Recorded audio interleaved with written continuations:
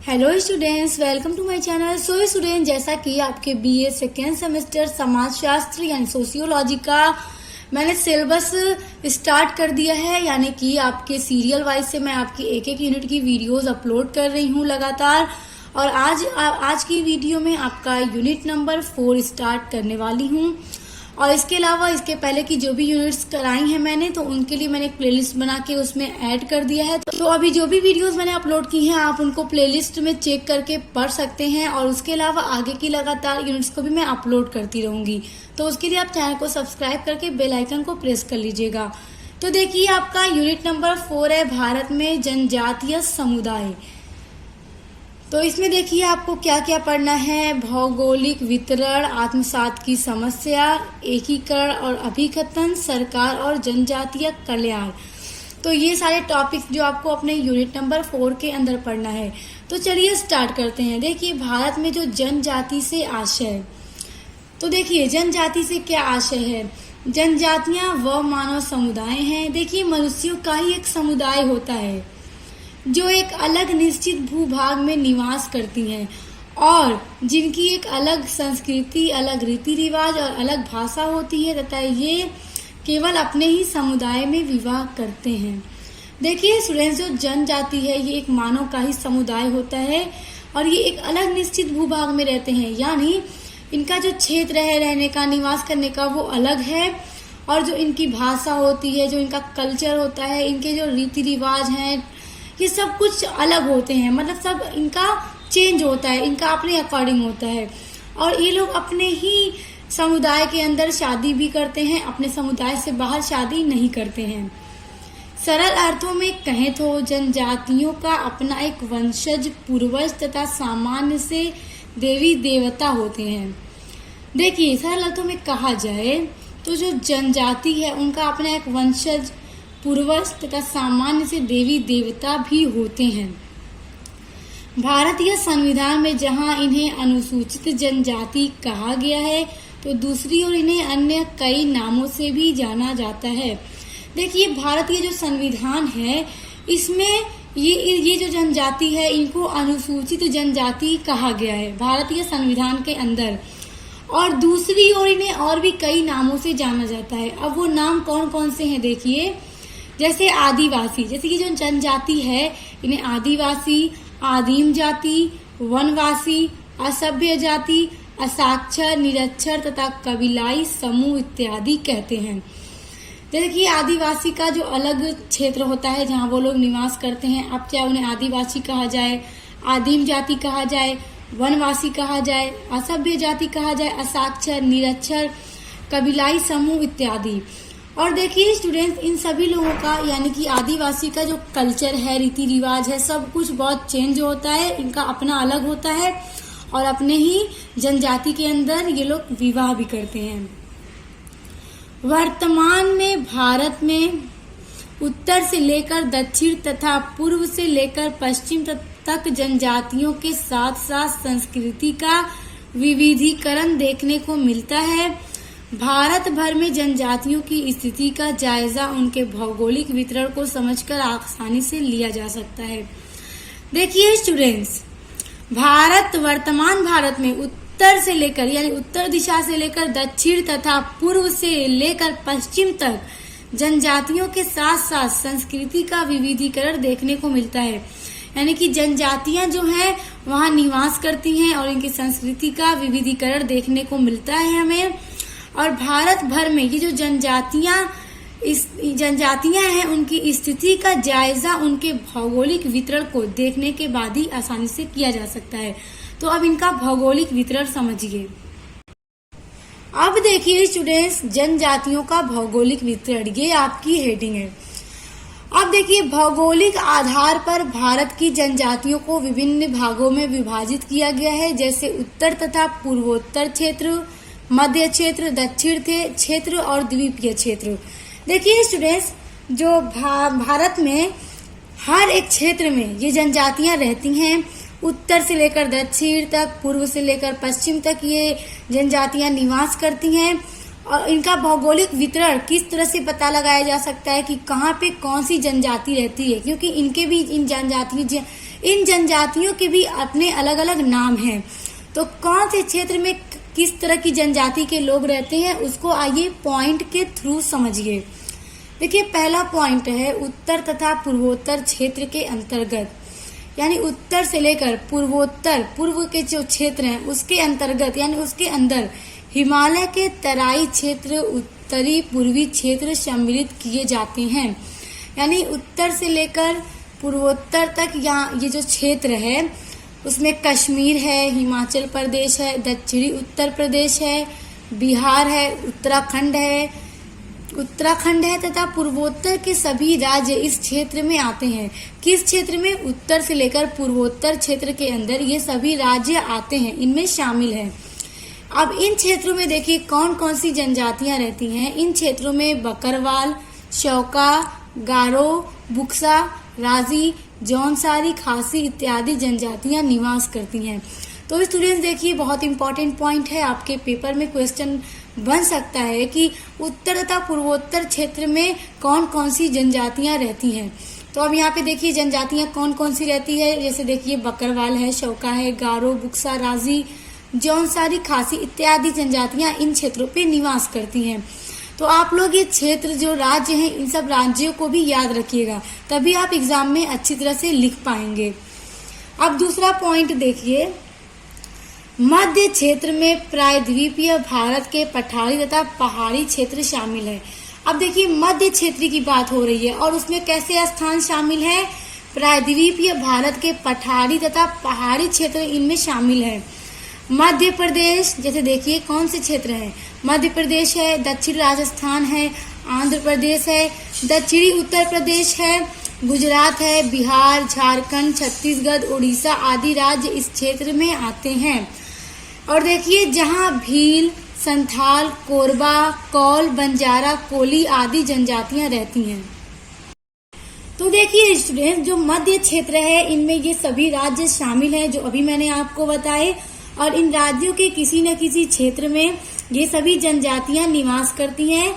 और स्टूडेंट्स आप क्षेत्र राज्य के साथ साथ जनजातियों के नाम भी अच्छे से याद कर लीजिएगा, क्योंकि एग्जाम में जब आपके क्वेश्चंस आएंगे तो आपको कहीं भी कंफ्यूजन नहीं होनी चाहिए कि कौन सी जनजाति किस क्षेत्र में निवास करती है, क्योंकि मैं आपको पूरा नोट्स के साथ साथ समझाकर बता रही हूँ और ये नोट्स आप लोग नोट डाउन कर लीजिएगा। अब देखिए तीसरा पॉइंट है दक्षिणी क्षेत्र। देखिए उत्तर तथा पूर्वोत्तर क्षेत्र आपने पढ़ लिया, अभी मध्य क्षेत्र आपको बता दिया कि उसमें कौन से राज्य आते हैं, कौन सी जनजातियां निवास करती हैं। अब देखिए दक्षिणी क्षेत्र के अंतर्गत कर्नाटक, तमिलनाडु, केरल राज्य आते हैं, क्योंकि ये सारे साउथ हैं, साउथ में ये सारे राज्य आते हैं, जहां टोडा, भील, कडार, कोरमा, गोंड, इरूला आदि जनजातियां बसी हुई हैं।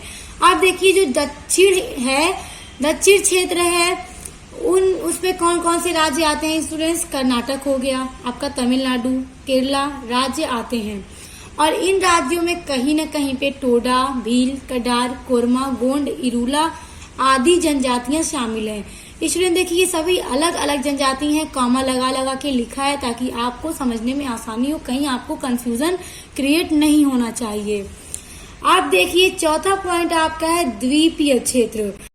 द्वीपीय क्षेत्र में अमूमन अंडमान एवं निकोबार की जनजातियां आती हैं। अब देखिए जो आपके द्वीपीय क्षेत्र हैं हमारे भारत में, जैसे देखिए अमूमन है, अंडमान एवं निकोबार हैं, यहाँ भी जनजातियां निवास करती हैं। जैसे यहाँ पर देखिए जो जनजातियां यहाँ पर निवास करती हैं वो हैं सेंटिनलीज, जारवा, ओंग, सोमपेन इत्यादि। ये सभी जनजातियां हैं जो कि अंडमान निकोबार, अमूमन द्वीपीय क्षेत्र में निवास करती हैं। सो स्टूडेंट्स देखिए उत्तर तथा पूर्वोत्तर क्षेत्र, मध्य क्षेत्र, दक्षिण क्षेत्र तथा द्वीपीय क्षेत्र चारों में कौन कौन से राज्य आते हैं, इनके साथ साथ मैंने आपको सभी जातियां बता दी, जनजातियां कि कहाँ पे कौन सी जनजाति निवास करती है। सो आई होप कि आपको बहुत अच्छे से समझ में आ गया होगा। चलिए अब आगे बढ़ते हैं। आप देखिए भारत के विभिन्न क्षेत्रों में रहने वाली जनजातियों की समस्याएं, क्योंकि भारत में जो जनजातियां रह रही हैं अलग अलग क्षेत्रों में, तो उनकी क्या क्या समस्याएं हैं, क्या क्या इनकी प्रॉब्लम्स हैं। तो देखिए जनजातियां ऐसे क्षेत्र में निवास करती हैं जहां पर बुनियादी सुविधाएं न के बराबर हैं। अब देखिए कि जनजातियां ऐसे ऐसे क्षेत्रों में निवास करती हैं, रहती हैं जहाँ पर जो सुविधाएं हैं वो न के बराबर होती हैं, तो इसलिए इनको समस्याओं का सामना करना पड़ता है। देखिए पहला पॉइंट है, जनजातीय समुदायों का एक बहुत बड़ा वर्ग निरक्षर है, जिसमें ये आम बोल की भाषा को समझ नहीं पाती हैं। देखिए निरक्षर का मतलब स्टूडेंट्स होता है जो ज्यादा पढ़े लिखे ना हो। देखिए यहाँ पे कहा जा रहा है कि वो ज्यादा भाषाओं को भी, जो आम बोलचाल की भाषा है उसको भी समझ नहीं पाते हैं, क्योंकि ये निरक्षर हैं, अनएजुकेटेड होते हैं। सरकार की कौन कौन सी योजनाएं इन तबकों के लिए हैं, इनकी जानकारी तक इनको पता नहीं हो पाती है, जो इनके सामाजिक रूप से पिछड़ेपन का सबसे बड़ा कारण है। देखिए जो सरकार है, सरकार ने इनकी समस्याओं के लिए बहुत से कदम उठाए हैं, इनकी आसानी के लिए, इनके कल्याण के लिए, लेकिन फिर भी यहाँ इतने पिछड़े ये जाति होती है कि इन्हें यही नहीं पता होता है कि सरकार की कौन सी योजनाएं इनके तबकों के लिए हैं, इनकी जानकारी तक इनको पता नहीं होती है, जो इनके सामाजिक रूप से पिछड़ेपन का सबसे बड़ा कारण है। अब देखिए दूसरा पॉइंट है, आर्थिक रूप से पिछड़ेपन की बात की जाए तो इसमें प्रमुख समस्या गरीबी तथा ऋणग्रस्तता है। देखिए दूसरा पॉइंट ये है स्टूडेंट्स की आर्थिक रूप से पिछड़ेपन की बात की जाए तो ये लोग गरीब होते हैं, गरीबी इनकी एक बहुत बड़ी समस्या है। आज भी जनजातियों के समुदाय का एक तबका ऐसा है जो कि घरों में काम कर अपना जीवन यापन कर रहा है, यानी कुछ लोग के घरों में काम करके अपना जीविका कमा रहा है और अपने जीवन को जी रहा है, यानी आर्थिक रूप से भी इन्हें परेशानी है। माँ बाप आर्थिक तंगी के कारण अपने बच्चों को पढ़ा लिखा नहीं पाते तथा पैसे के लिए उन्हें बड़े बड़े व्यवसायों या दलालों को बेच देते हैं। सो स्टूडेंट देखिए ये सभी उन जनजातियों की समस्याएं हैं। तीसरा पॉइंट है, धार्मिक अगलाव भी जनजातियों की समस्याओं का एक बहुत बड़ा पहलू है। इन जनजातियों को अपने अलग देवी देवता होते हैं। इनका सबसे बड़ा कारण है समाज के अन्य वर्गों द्वारा इनके प्रति छुआछूत का व्यवहार। देखिए इनके अपने अलग अलग देवी देवता होते हैं और सबसे बड़ा कारण ये है कि जो समाज के अन्य वर्ग हैं वो लोग इन्हें छुआछूत का व्यवहार इनके साथ रखते हैं। जनजातियों को अछूत तथा अनार्य मानकर समाज से बेदखल कर दिया जाता था। देखिए जनजातियों को मतलब कि अछूत माना जाता था कि इन्हें छूना नहीं है, तो इसलिए इन्हें ये मान करके समाज से बेदखल कर दिया जाता था और ये इनकी बहुत बड़ी एक समस्या ही है इनके लिए। सार्वजनिक मंदिरों में प्रवेश तथा पवित्र स्थानों के उपयोग पर प्रतिबंध लगा दिया जाता था। आज भी इनकी स्थिति यही है।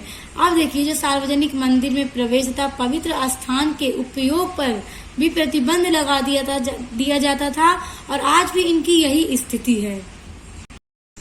अब देखिए तीसरा हेडिंग आपका आता है सरकार और जनजातीय कल्याण, यानी सरकार के द्वारा उठाए गए कदम इन जनजातीय लोगों के लिए। देखिए संविधान के पन्नों में देखें तो जहां एक तरफ अनुसूची 5 में अनुसूचित क्षेत्र तथा अनुसूचित जनजातियों के प्रशासन और नियंत्रण का प्रावधान है, तो वहीं दूसरी तरफ अनुसूची 6 में असम, मेघालय, त्रिपुरा और मिजोरम राज्यों में जनजातीय क्षेत्रों के प्रशासन का उपबंध है। जिस तरह से जो अनुसूची 5 है उनके प्रावधान और उनके प्रशासन और नियंत्रण का प्रावधान संविधान में है, तो उसी तरह अनुसूची 6 में जो असम, मेघालय, त्रिपुरा और मिजोरम में रहने वाले जनजाति हैं उनके भी प्रशासन का उपबंध इनमें है।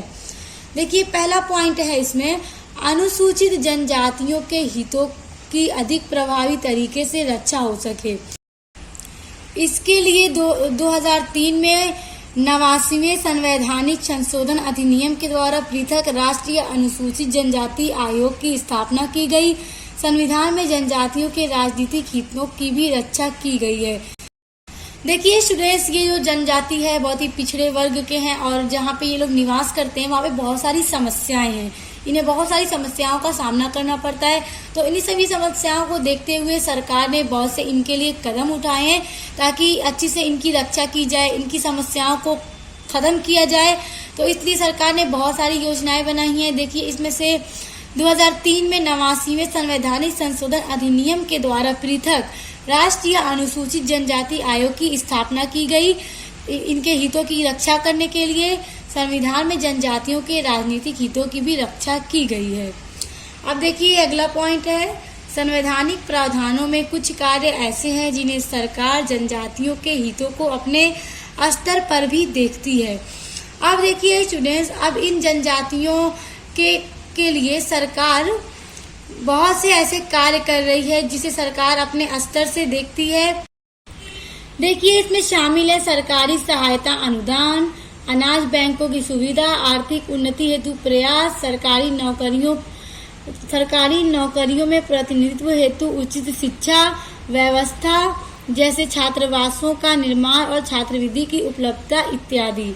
देखिए स्टूडेंट्स, ये सभी सरकार के द्वारा इनके सहायता के लिए बनाया गया है, जिसमें ये सारी चीजें शामिल हैं। सरकार बहुत सारे कदम उठाए हैं ताकि इनकी जिंदगी को बेहतर बनाया जा सके, इनकी समस्याओं को कम किया जा सके। इसलिए सारी चीजें सरकार उन्हें प्रोवाइड करा रही है ताकि ये लोग और अच्छे से अपने जीवन को जी सकें, अपनी समस्याओं को खत्म कर सकें और आगे बढ़ सकें। इसलिए देखिए इसमें इतनी सारी जो सेवाएं हैं, कार्य किए गए हैं सरकार के द्वारा, जिस तरह से सरकारी सहायता अनुदान, अनाज बैंकों की सुविधा, अनाज के लिए आर्थिक उन्नति हेतु प्रयास, ताकि इनकी जो आर्थिक स्थिति है बहुत खराब है तो इसमें प्रोग्रेस किया जा सके। सरकारी नौकरियों में प्रतिनिधित्व हेतु उचित शिक्षा व्यवस्था, ताकि इन्हें अच्छी शिक्षा दी जा सके। जैसे छात्रावासों का निर्माण, जैसे छात्रावास का निर्माण किया गया जहां स्टूडेंट्स रह सके और पढ़ाई कर सकें। और छात्रवृत्ति की उपलब्धता, ताकि जो छात्र हैं जो पढ़ना चाहते हैं उन्हें स्कॉलरशिप की स्कॉलरशिप प्रोवाइड करा रही है सरकार, ताकि वो लोग अच्छे से अपनी शिक्षा को, अपने एजुकेशन को जारी रख सकें और आगे से आगे पढ़ सकें। और इनकी जो आर्थिक स्थिति है, फाइनेंशियल कंडीशन है, वो उसमें भी प्रोग्रेस हो। तो इसलिए सारे काम सरकार के द्वारा किए जा रहे हैं, किए गए हैं इनके लिए। तो ये है सरकार और जनजातीय कल्याण। स्टूडेंट्स, आई होप कि आपको बहुत अच्छे से समझ में आ गए होंगे। सो स्टूडेंट्स, अपने सोशियोलॉजी बीए सेकेंड सेमेस्टर की ऑल यूनिट्स के लिए और इम्पोर्टेंट क्वेश्चंस के लिए आप मेरे चैनल को सब्सक्राइब करके बेल आइकन को प्रेस कर लीजिए। और इसके अलावा स्टूडेंट्स, मैंने आपके बीए सेकेंड सेमेस्टर का मॉडल पेपर अपलोड कर दिया है, जिसमें आपको बताया कि किस तरह से एग्जाम में क्वेश्चंस आते हैं। आपके एग्जाम का पेपर अपलोड कर दिया है। 2023 का वो पेपर है जो मैंने अपलोड किया अभी हाल ही में, जो परीक्षाएं हो रही हैं यूनिवर्सिटीज की। तो उस मॉडल पेपर का लिंक मैं आपको डिस्क्रिप्शन बॉक्स में दे दूंगी, देखना मत भूलिएगा। उसके बेसिस पर आप अपने एग्जाम की तैयारी को बहुत अच्छा कर सकते हैं और एग्जाम में बहुत अच्छे मार्क्स ला सकते हैं। तो आप मिलते हैं नेक्स्ट वीडियो के साथ।